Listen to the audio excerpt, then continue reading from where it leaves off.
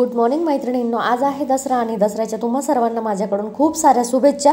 तर आज मी गावात आले होते सगळ्यात अगोदर आणि सकाळी आंघोळ झाली आणि लगेच गावात आले, म्हणजे कसं फुलं वगैरे घेऊन आणि एकदा घरात गेलं की घरातली कामं आणि आपण तर बाजारात गेल्यानंतर बघितलं तर जिथे नजर जाईल तिथे फुलंच फुलं, खूप सारी फुलं होती। तिथून घरी आले आणि त्यानंतर हळदीचं लेपन वगैरे केलं, रांगोळी काढली। दरवेळेस तर रांगोळीचं काम साक्षीचं असतं, पण यावेळेस साक्षी नव्हती त्यामुळे मला स्वयंपाक पण करायचं होतं, म्हणून मी जरा छोटीच रांगोळी काढली। त्यानंतर आरती करून घेतली। हॅलो, नमस्कार, श्री स्वामी समर्थ मैत्रिणींनो, मी आहे प्रणिता आणि स्वागत आहे तुमचं आपल्या मराठी ब्लॉग चॅनलमध्ये, ज्याचं नाव आहे प्रणिताज ब्लॉग नाता आपुलकीचं। तर सगळ्यात अगोदर तुम्हाला सगळ्यांना दसऱ्याच्या खूप साऱ्या शुभेच्छा आणि आजचा दिवस तुम्हाला सुखा समाधानाचा, आनंदाचा आणि अगदी मनासारखा जाओ ही स्वामींचरणी आणि अंबा मातेच्या चरणी प्रार्थना करते आणि आजच्या व्हिडिओला सुरुवात करते। आज दसरा आहे तर प्रत्येकाचंच वेगवेगळं काही नियोजन असेल, पुरणपोळी असेल किंवा ज्याचे त्याचे वेगवेगळे कुलाचार असतात। तर माझ्या घरी दसरा कसा साजरा करतात ते मी या व्हिडिओमधून तुम्हाला सांगणार आहे, तर त्यासाठी व्हिडिओ स्किप न करता पुढे नक्की बघत राहा। आता सध्या माझी आरती वगैरे झाली आहे आणि हे बघा, हा फुलोरा बांधलेला होता। तर नवमीला किंवा सप्तमीला फुलोरा करतात, तर मी सप्तमीला मला काही जमलं नाही, त्याच्यामुळे मी नवमीला फुलोरा केला, म्हणजे काल फुलोरा केला आणि हा फुलोरा बांधला। असं देवाऱ्याला आमच्या इथे असं बांधतात, कोणाकोणाचा म्हणजे कोणाकडे असा ठेवून पण देतात, पण आमच्या इथे असा बांधतात तो। तर बघा, आपलं धन पण एकदम छान असं वाढलंय मस्त। तर आता हे देव वगैरे न्हाणायचे बाकी, म्हणजे देवाचं सगळं बाकी आहे, फक्त मी आरती केली, कारण घट हलवण्याच्या अगोदर एकदा आरती झाली पाहिजे म्हणून ती एक आरती केली आणि देव न्हाणल्याच्या नंतर पुन्हा एकदा आरती होईल। तोपर्यंत मी आता स्वयंपाकाचं बघते, हे सगळं आधी करेलच। तर चला, व्हिडिओ स्किप न करता पुढे नक्की बघत राहा, म्हणजे तुम्हालाही समजेल की माझ्याकडे दसरा मी कसा साजरा केला ते। इथे आता हे सगळं स्वच्छ करून आणि ज्या काही आपण 9 दिवस हार वगैरे देवीला अर्पण केले होते किंवा हा फुलोरा वगैरे जो बांधलेला आहे ना, तो सगळा काढून देवारा पूर्ण स्वच्छ करून, आणि देव आज मात्र पंचामृताने न्हाणायचे असतात, कारण की 9 दिवस देव आपले घटी बसलेले असतात त्याच्यामुळे। आणि बघू शकता तुम्ही, त्या जे आपण 9 दिवस हार घातले ना, तर त्या हारांची कशी अवस्था झालेली आहे। तर चला, आता हे सगळं मी आधीला सांगते स्वच्छ करायला, तोपर्यंत मात्र मी माझे स्वयंपाकाचं काम करून घेते। स्वयंपाकाला लागणार तोवरच ना खालून एक ताई आवाज देत होत्या, आमच्या इथेच राहतात त्या, तर त्यांना गोकर्णाची फुलं हवी होती, त्यासाठी त्या आवाज देत होत्या मला। पण आज ना योगायोगाने गोकर्णाची 2च फुलं आलेली होती फक्त, मग मी एक त्याच्यातलं त्यांना दिलं आणि एक मला ठेवलं आणि त्यांना हळदी कुंकू पण दिलं, कारण आज दसरा आहे आणि देवी कुठल्याही रूपात येऊ शकते त्याच्यामुळे। तर चला, आता इथे एक ठिकाणी एका बाजूला मी कुकर लावला आणि एका बाजूला मी ना मसाल्यासाठी कांदे भाजायला ठेवले। तर हे बघा, हा रात्री फुलोरा केला होता ना, त्यापैकी हा बऱ्यापैकी उरला आहे।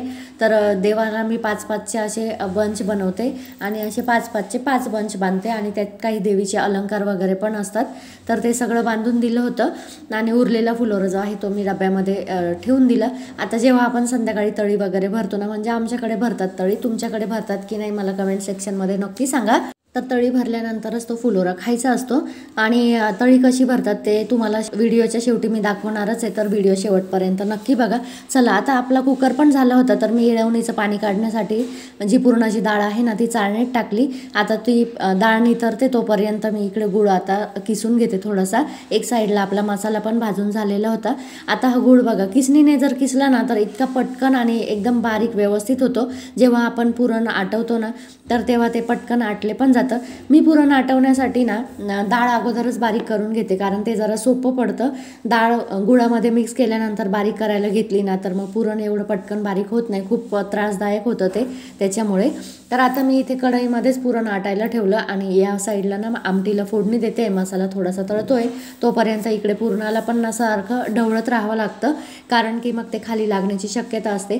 मी पातेल्यामध्ये करते, पण पातेल्याचं ना थोडंसं तळ पातळ असल्यामुळे यावेळेस मी कढईतच केलं आणि कढईत पण खूप छान पुरण असं ते व्यवस्थित होत होतं। तर चला, पुरण माझं एक साईडला होतं तोपर्यंत आमटी पण एक साईडला झाली। आता पुरण झालं म्हणजे बऱ्यापैकी होतच आलंय, पुरण खाली काढून घेते। पुरण खूप घट्ट पण नाही करायचं आणि खूप पातळ पण नाही ठेवायचं, अशा पद्धतीने। आता पुरण झालं, पुरण खाली काढून घेतलं, ते गार होतं तोपर्यंत मी इकडे कणिक पण भिजवून घेते, आमटी इकडे शिफ्ट केली आणि जोपर्यंत आमटी उकळते तोपर्यंत एक साईडला मी तळण पण करून घेणार आहे। आणि आता आज एकटीच असल्यामुळे ना कामांना साक्षीची वगैरे कोणाचीच मदत नसणार आहे, आधी देवाचं काम करतोय, तर देवाऱ्याचं काम होईपर्यंत त्याचं माझं इकडे स्वयंपाक पण झालं पाहिजे, त्यामुळे ना पटापट जशी हाताला येईल ना तशी पटापट मी कामं करत असते। तर जेव्हा आपण कामांचं व्यवस्थित असं नियोजन करून ठेवतो ना, तर कामं आपली अशी झटपट होतात. तर इकडे आमटी उकळते तोपर्यंत इकडे तेल तापायला ठेवलं आणि तेल तापोपर्यंत कणिक भिजवून घेतली. तर कणिक भिजवून झाल्यानंतर लगेचच तळायला सुरुवात केली.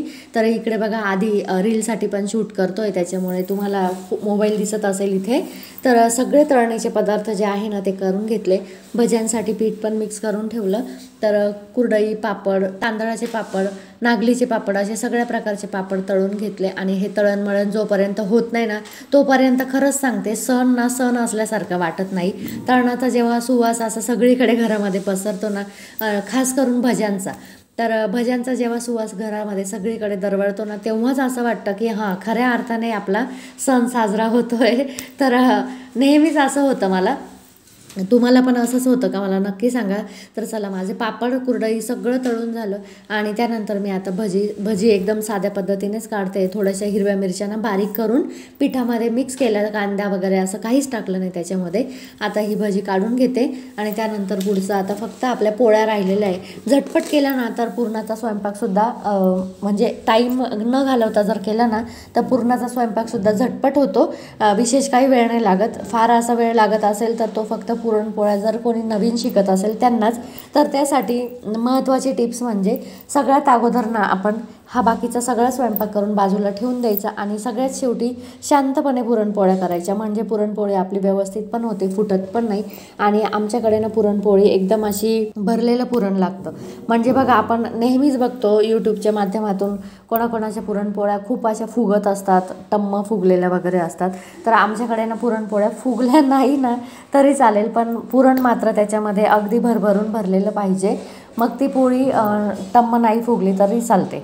पोळी केव्हा फुगते, जेव्हा आपण तिच्यात पिठाचं प्रमाण जास्त ठेवतो आणि पुरणाचं प्रमाण कमी टाकतो तेव्हा पोळी जास्त फुगते. तर चला, इथे आता बघितलंच तुम्ही, आधी एक साईडला तिकडे देवाचं काम पण करतोय सगळं, त्याचं देवाचं ऑलमोस्ट सगळंच आवरत आलं आहे आणि माझं पण इकडे बाकी सगळं झालं. आता राहिल्या त्या फक्त पुरणपोळ्या. आता मी बघा एक चाड्याच्याच पुरणपोळ्या करते. कोणाकोणाला नाही जमत त्या 2 चाड्याच्या पण करतात.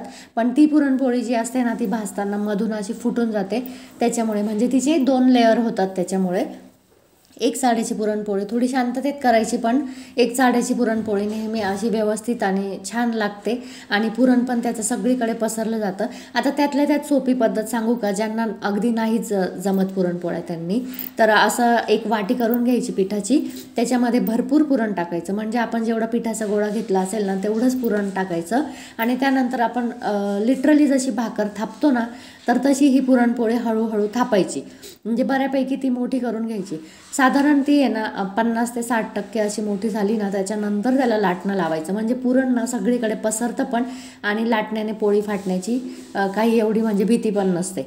आता बघा माझी बऱ्यापैकी पोळी अशी थापून झालेली. तर त्यानंतर हळूवार मी फक्त 2-3 लाटणे फिरवते असे आणि आपली पोळी लगेचच तयार होते. आणि लाटताना पोळी ना मध्यभागी न लाटता काट त्याचे लाटायचे, म्हणजे मध्ये पुरण तसंच राहतं आणि काठाला पण पुरण आपलं पोहोचले जातं.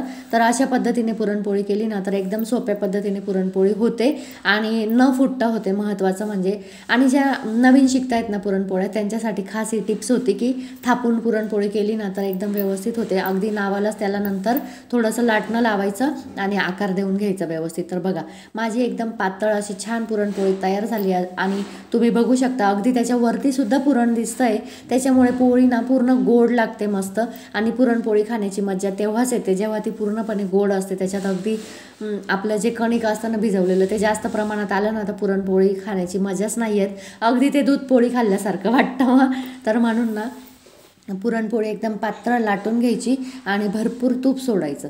जेव्हा पुरणपोळीवर तूप सोडलं आणि तो जो सुवास दरवळतो ना, आहा हा हा, असा खमंग सुवास दरवळतो ना तेव्हाच आपल्या पोटात लगेच कावळे ओरडायला सुरुवात होते.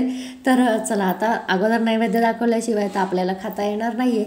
आणि मी जेव्हा नैवेद्य दाखवते ना तर घरात जसं दाखवते तसं गाईसाठी पण बनवते आणि आपण जशा आपल्याला खाण्यासाठी पोळ्या करतो ना तर तशाच पोळ्या मी बनवते. छोट्या छोट्या पोळ्या काही बनवत नाही. तर एक नैवेद्य गाईसाठी, एक घरातल्या देवांसाठी आणि एक आम्ही जिथे राहतो तिथे वडजाई मातेचं मंदिर आहे तर तिथल्या मंदिरासाठी असे 3 नैवेद्य मला करावे लागणार आहे।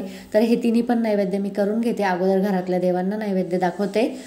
आधीचं बऱ्यापैकी सगळं देवांचं झालेलंच आहे तर त्याच्याकडेच आता नैवेद्याचं ताट भरते आणि तोपर्यंत नैवेद्य दाखवेल आणि लगेचच मी पुढच्या दोन्ही नैवेद्यांची तयारी करून घेते। आता आम्ही ना घरामध्ये 3च जण आहोत, साक्षी तर नाही आहे, त्याच्यामुळे मला मिनिमम 7 ते 8 पोळ्या कराव्या लागणार आहे कारण साक्षीचे पप्पा काही पोळ्या खात नाही। आधी आणि मी आम्ही दोघंच पोळ्या खातो आणि मला तर पुरणपोळी भयंकर आवडते। माझे गोडामध्ये ना 2च आवडते पदार्थ आहेत, एक तर पुरणपोळी आणि दुसरं म्हणजे गुलाबजाम। हे दोन्ही पदार्थ असल्यानंतर मी अगदी मनसोक्त आणि मन भरून जेवण करते। त्यातल्या त्यात या वेळेस ना आपला 9 दिवसांचा उपवास होता त्याच्यामुळे भरपूर असा स्वयंपाक उरणार आहे आपला कारण की उपवास सोडल्या लगेच काही आपल्याला एवढं जेवण जात नाही। तर बघा आता तिकडे माझ्या पुरणपोळ्या वगैरे पण झाल्या आणि इकडे आता आधी नैवेद्य पण दाखवतोय।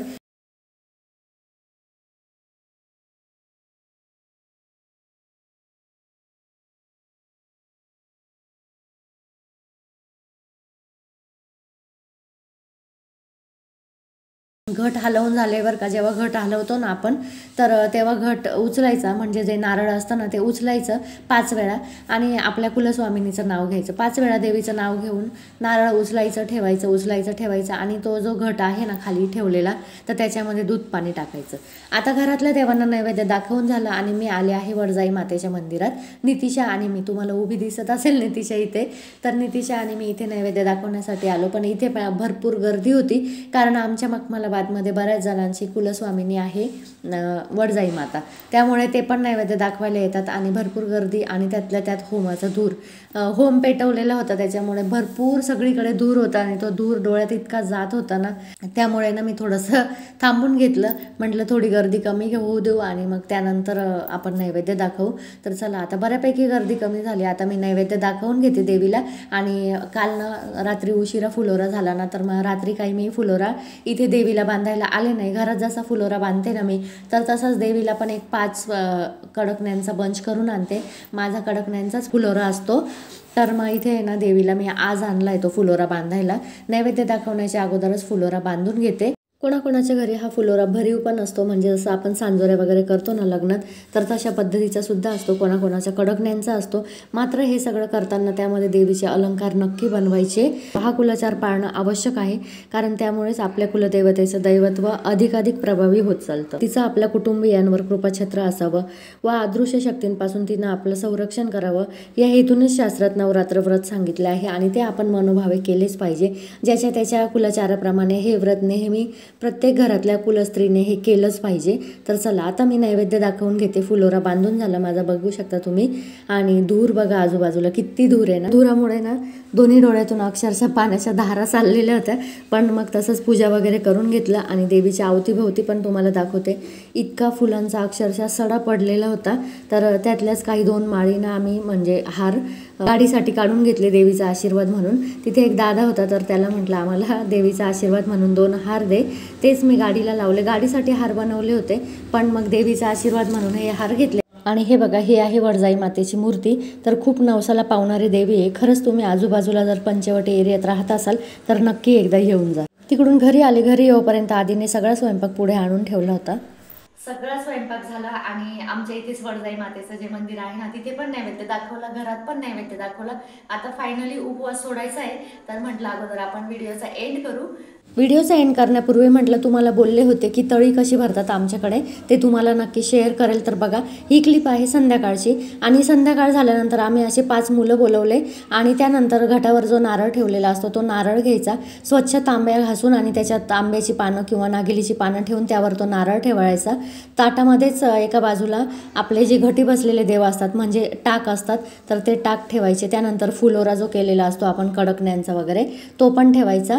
5 वेळा देवी देवीचं नाव घ्यायचं आणि ताट असं वरती खाली करायचं आणि घटावरचं नारळ जे आहे ते फोडून घ्यायचं। नारळ फोडल्यानंतर 5 खोबऱ्याचे तुकडे जे आहे देवीचं नाव घेऊन उधळायचे आणि हे जे मंडळी आहेत जमलेली त्यांना ते फुलोरा आणि प्रसाद द्यायचा। तर अशा पद्धतीने आमच्या इथे तळी भरली जाते। तुमच्याकडे पण ही प्रथा आहे का मला कमेंटमध्ये नक्की सांगा। तर इथेच आता व्हिडिओचा एंड करते। व्हिडिओ जर आवडला असेल आणि मी दसरा कशा पद्धतीने साजरा केला ते जर तुम्हाला आवडलं असेल तर मला कमेंट सेक्शनमध्ये नक्की सांगा। आणि हा आवाज पुन्हा ऐकावासा वाटत असेल तर आपलं चॅनल नक्की सबस्क्राईब करा आणि हो बेल आयकॉन दाबायला विसरू नका, कारण बेल आयकॉनचं बटन दाबल्यानंतर तुम्हाला लगेचच नोटिफिकेशन येईल जेव्हा मी व्हिडिओ टाकेल। तर चला बाय आणि श्री स्वामी समर्थ।